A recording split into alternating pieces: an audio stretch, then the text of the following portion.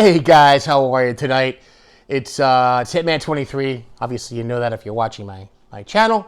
Unfortunately, I just watched the Phillies lose Game 6. Now we have a Game 7 tomorrow night, and hopefully they can close it out tomorrow night. Obviously, that's it, right?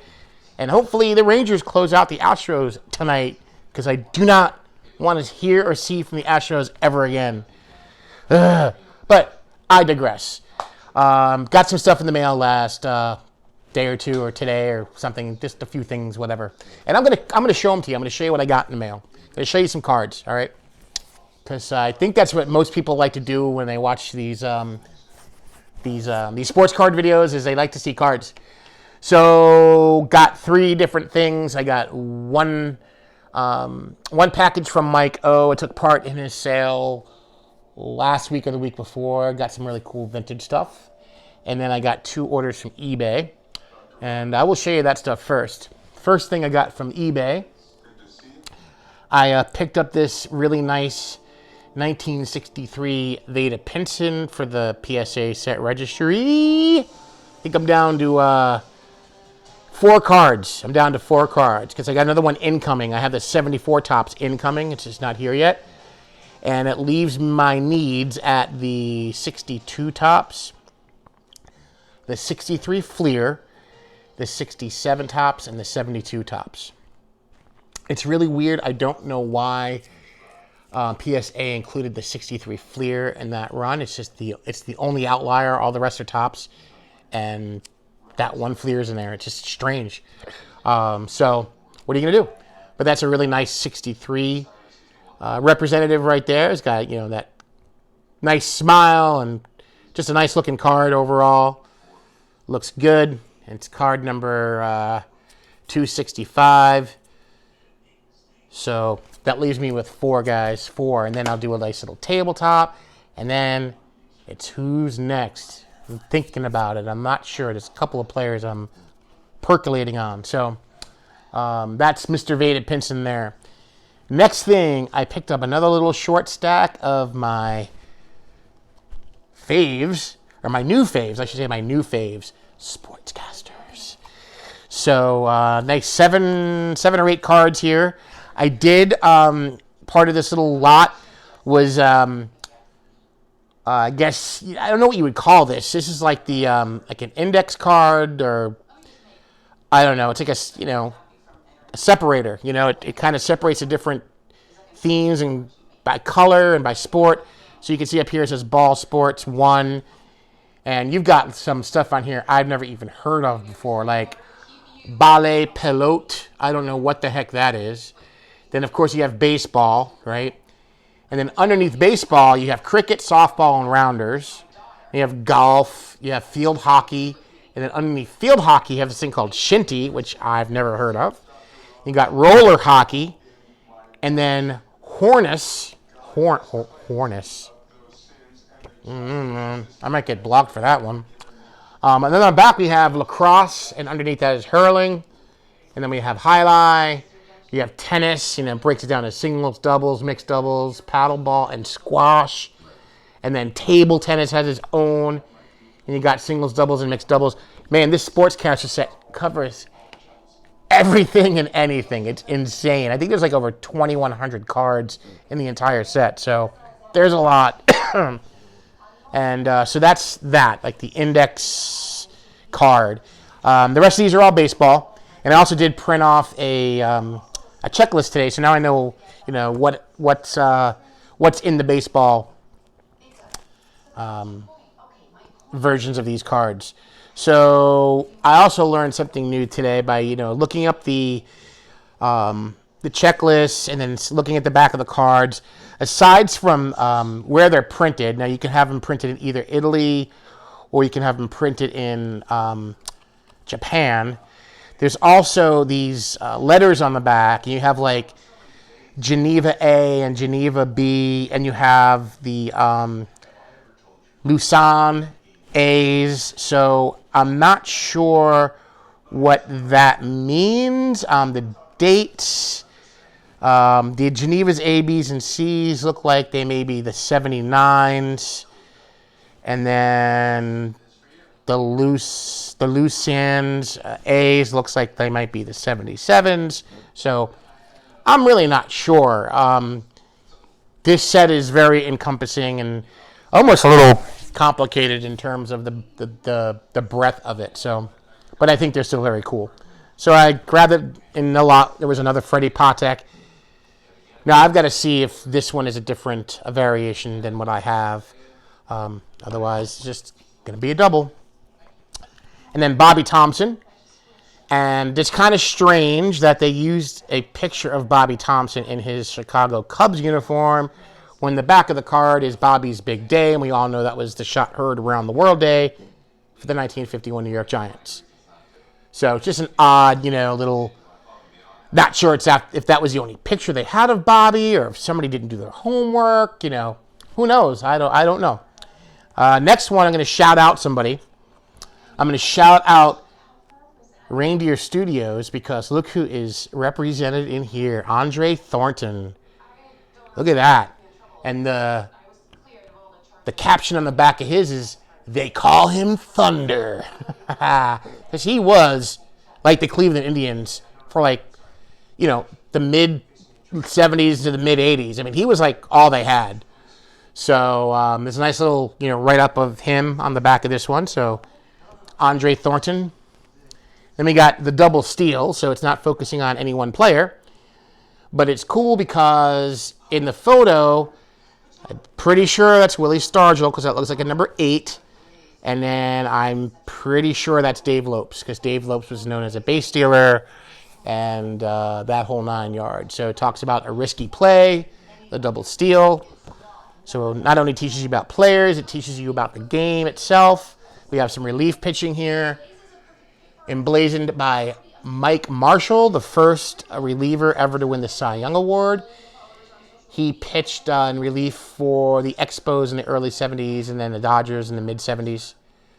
So there's Mike Marshall, the first Mike Marshall, because there was another Mike Marshall that played for the Dodgers in the 80s, the slugger.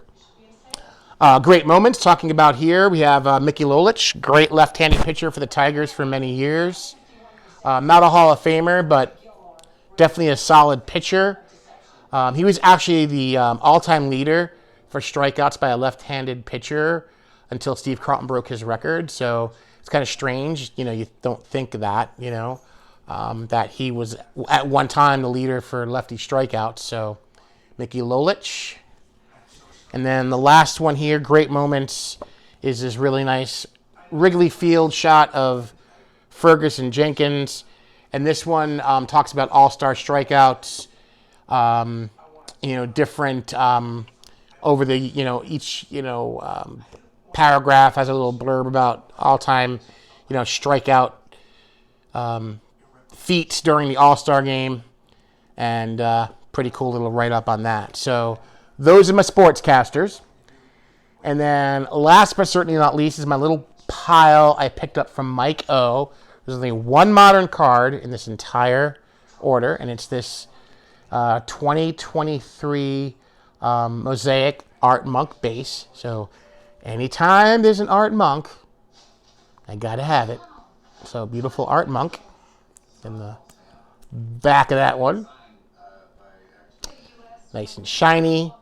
I can tell you there's not going to be any more shine in this video. No more shine. So let's see. What I'm going to show you first here. I know what I'm going to show you first. This right here. So this 1956 Topps Bobby Adams. Notice it, guys. Look at it closely. I think it might be just a little bit trimmed. I should probably send this off to PSA so they can tell me it's trimmed. I'm not 100% sure. I think I need them to tell me. But who knows? It may not be. I'm not sure. But you guys tell me what you think. Do you think that card's trimmed? I don't know. But now the cool thing about that is Mike O was, he offered it for free during his sale a couple of weeks ago. Nobody was claiming it. So I'm like, you know what? I'll take it because I'm going to save it. And there's a binder I have up here called Well-Loved Vintage. And that's where this card is going to live the rest of its life out. In the Well-Loved Vintage binder. All right. I'm getting more and more or I should say I'm becoming more and more of an advocate of saving these types of cards, these pieces of history. Now, why did somebody cut the borders off? I don't know. Maybe they just wanted to make, what's his name, Bobby Adams' face look bigger by getting rid of the borders. It possibly could have been glued in somebody's notebook or scrapbook because there's a couple of, corner pieces here missing on the back, Just cool, just a cool old baseball card that somebody enjoyed. So there's that. Gotta love that. And then, let's see, rest of these. We got this really cool 55 Topps Ed Lopat. And going to shout out Mr. Adam at the Vintage Sanctuary, because he's a big, big fan of Ed Lopat. And that's just a cool addition to the Yankee PC. I don't have many 55 Topps cards. And then I got 3 53 Bowman Colors. 2 of them I knew I was getting. One of them I wasn't sure that I was getting. I didn't know I was getting. I'm not sure if Mike threw this in. But it's kind of, in a way, well-loved. I mean, it looks good, right? It looks good in terms of, the whole card's there. But it's got this beautiful crease right across the center. You can see it right there. Now, it does go to the back of the card. The crease is definitely on the front and the back. And maybe some little kid had this folded in their pocket. I don't know. Just can imagine, use my imagination to see where, or think where that card may have gone or been, what it's been through. And this is Cass Michaels. Don't know Cass Michaels, but it's just still a beautiful baseball card, right? And then we got 2 more for my all-time franchise PC. I picked up this nice Carl Erskine. And I picked up this nice Carl Furillo. So we got Carl and Carl. Both played their entire career for the Dodgers organization. So that's a fun PC, I tell you. I like that one. I like that one a lot. And then we got the 56 Topps. I went a little crazy. Not so crazy. It's like 17 cards here, because I am building a 56 Topps set. So Mike had a really nice representation. I wish I could have gotten more. But I picked up no big names. Maybe there's like one semi-big name in here, but nothing crazy. First card is this George Zuverink of the Baltimore Orioles, because when I was a kid, I thought it was the Baltimore Oreos, like after the cookie. So we'll call them the Oreos.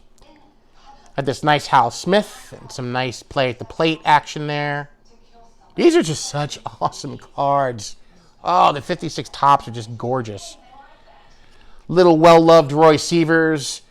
Always got to love the plays at the fence there, reaching over trying to steal a home run.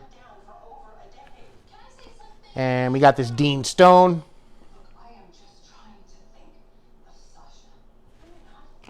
Willie Miranda of the Oreos. Harry Cheedy, or Keedy. Again, another nice play at the plate. And we got the original Ron Jackson. This card looks nice. And there was another Ron Jackson that played for the Angels in the late 70s, early 80s. Then we got this Ed Fitzgerald card. And then we have the Johnny Temple. Johnny Temple. And it's a little action going on there around second base with the umpire right in the middle. And I don't know, this guy looks confused. This guy, I don't know what's going on in that picture, but it's cool nonetheless. Very cool. And we got Pete. You can see the quote marks, Pete Runnels. Nowhere on the back of this card does it say Pete Runnels. It says James E. Runnels. So Pete must have preferred being called Pete. So Topps obliged him And I'm looking on the back to see if there's anything about that, and there is not anything about that. So that would be something I need to look up. But there he is, Pete Runnels. And then maybe like, and I said there was like one maybe, you know, like a semi-star, be this Frank Malzone. He was a long-term third baseman for the Boston Red Sox, and I remember Mike even saying it. And when he mentioned this card, I thought of Jay McGillicuddy, because Jay is a huge fan of Frank Malzone. I think he has his entire run. And I miss Jay. I miss his videos, man. He hasn't made a video in a few years now. Very cool Elmer Vallo. And again, another one with him reaching over the fence there. How come people don't name their kids Elmer anymore? I don't know. I wonder why. I think we need to bring Elmer back. And Alex Kellner. I just love these cards. I just love them, love them, love them, love them. Bob Nelson from the Orioles. And then there's another name they need to bring back, Wilmer. I mean, seriously. Wilmer and Elmer. I mean, come on. Walt Dropo. I have definitely heard of him before. And last but certainly not least, we got Jack Meyer, and I'm assuming Connie Mack Stadium in the background there. So there's a nice little lot of 56 tops for the build, and that's all I got, guys. So I'll catch you at the next video, and hopefully going to go watch the Rangers destroy the Astros tonight, and it'll be a Phillies-Rangers World Series. I hope. You know, one can only hope. And may the cardboard god shine down upon each and every one of you. Enjoy your collections. Always have fun with them. I think a lot of us say that, and it's, you know, it's true. Enjoy what you have. And I'll catch you in the next video, guys. Take care. And we're definitely going to go out tonight with the well-loved vintage card. Bye-bye.